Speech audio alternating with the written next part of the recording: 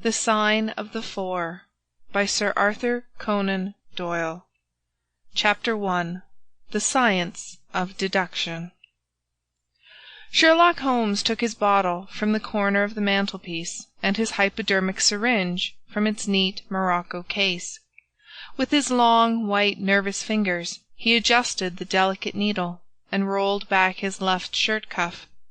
For some little time his eyes rested thoughtfully upon the sinewy forearm and wrist, all dotted and scarred with innumerable puncture marks.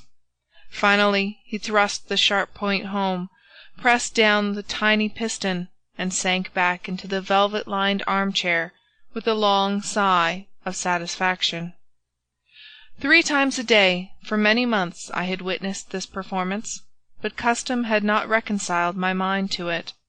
On the contrary, from day to day I had become more irritable at the sight, and my conscience swelled nightly within me at the thought that I had lacked the courage to protest. Again and again I had registered a vow that I should deliver my soul upon the subject, but there was that in the cool, nonchalant air of my companion which made him the last man with whom one would care to take anything approaching to a liberty.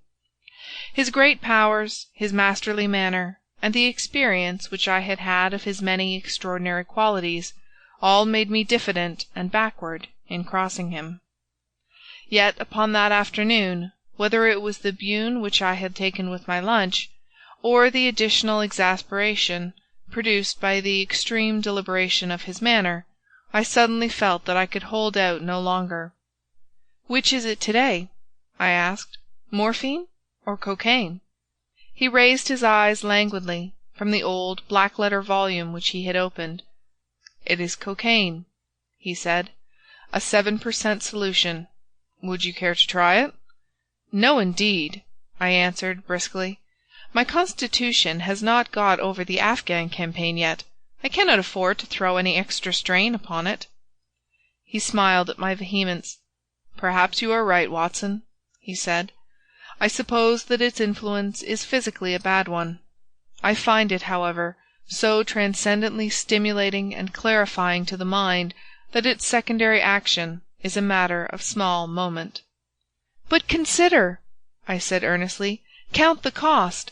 Your brain may, as you say, be roused and excited, but it is a pathological and morbid process, which involves increased tissue change and may at last leave a permanent weakness. You know, too, what a black reaction comes upon you. Surely the game is hardly worth the candle."